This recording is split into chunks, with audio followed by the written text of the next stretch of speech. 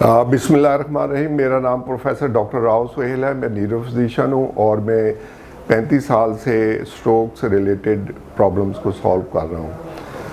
आज 29 अक्टूबर है और आज हम फालिज का दिन मना रहे हैं और इस साल WHO का थीम है together we are greater than stroke. फालिज जो है, ये बात समझना चाहिए कि ये दुनिया में पहले नंबर पे माजूरी वाली बीमारी है और इससे जो अमवात हैं वो तीसरे नंबर पे आती हैं। तो इसकी जो साइन और सिम्टम्स हैं वो आप सबको याद होनी चाहिए। आप ये ज़रूरी नहीं है कि किसी को खुदा ना करे आपके घर में ही फालिज हो, आपके इर्द गिर्द भी हो सकते हैं। तो आपको अगर ये साइन सिम्टम्स सबको याद रहें तो आप उनकी ज़िंदगी को बचा सकते हैं।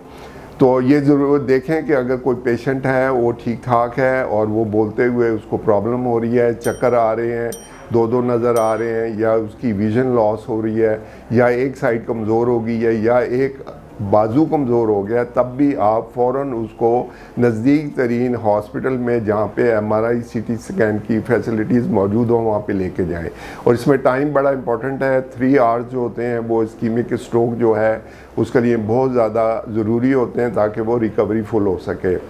और इसमें जो है 85% इस्कीमिक स्ट्रोक यानी कि खून की नालियों को ब्लॉक हो जाना होता है। 15 से 20% जो है वो ब्लड वाली यानी हेमरेजिक स्ट्रोक्स होती हैं और 5% के करीब। अपनी सेहत से मुताल्लिक मालूमात के लिए हमारे YouTube चैनल को सब्सक्राइब करें और बेल का बटन दबाएं। और 5% के करीब TIAs होते हैं यानी कि मिनी स्ट्रोक्स होते हैं। जो इसके रिस्क फैक्टर है उसमें सबसे बड़ा रिस्क फैक्टर तो उम्र होती है, एज होती है। और आमतौर पे ये 50 प्लस में होता है, लेकिन ये 30 से 35 साल के लोगों में भी अक्सर पाई जाती है, जिनमें ख़ासकर रिस्क फैक्टर्स होते हैं। रिस्क फैक्टर्स का आपको पता होना चाहिए, डायबिटीज़, हाइपरटेंशन, हार्ट की रिदम का ख़राब हो जाना, और इसके अलावा स्मोकिंग और नस्वार का ले जाना, मोटापा होना और बैठे स्टाइल यानी कि बैठने वाला काम ज़्यादा होना, पेट का बड़ा होना, ये सारे रिस्क फैक्टर में हैं।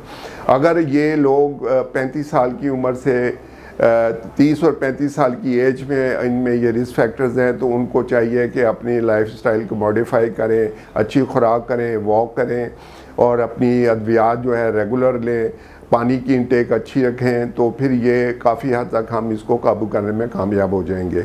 अगर खुदा न करे आपको या रिश्तेदार को कोई स्ट्रोक होती है, स्ट्रोक सेंटर जाएं ताकि उसका पूरी तरीके से मुआयना किया जाए, उसके टेस्ट किया जाए, MRI CT scan, blood test, monitoring system होना चाहिए।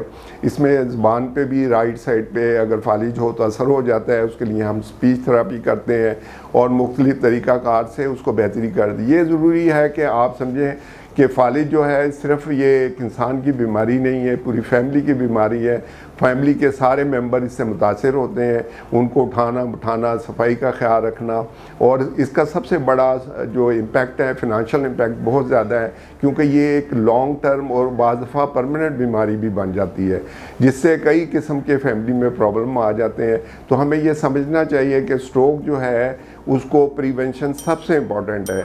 और आज का मेरा पैगाम भी यही है कि जो लोग छोटी उम्र में भी शुगर, हाइपरटेंशन या हार्ट की प्रॉब्लम या हार्ट की रिदम से हों या मोटापे का शिकार हो, वो अपने बीमारियों को कंट्रोल करना शुरू कर दें, क्योंकि टाइम के साथ साथ एक दिन में ये चीज़ें कंट्रोल नहीं होती और द टाइम होती हैं। उनको चाहिए कि वो वॉक भी करें, डाइट का ख्याल रखें और इस तरीके से उनका मोटापा भी कम होगा और बीमारियां भी कम होंगी, अद्वियात भी कम होंगी और उनका सोशल बैकग्राउंड जो है वो बेहतर होना शुरू हो जाएगा। लोग बाज़ दफ़ा फालिज के फैमिली में भी नहीं जाते तो उसका एक नेगेटिव इम्पैक्ट होता है।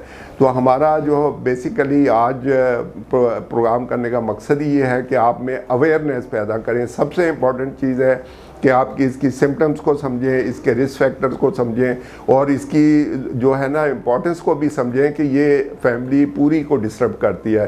फिनंशियल इम्पैक्ट फैमिली पे होता है, फिर ऑफिसेज पे होता है, फिर ये आपको एक तरीके विशियस साइकिल में ले जाती है। तो अब मेरा पैगाम ये है कि आप इसको समझें और इसकी साइन सिम्टम को अच्छी तरह याद रखें ताकि आप दूसरों की मदद कर सकें। शुक्रिया।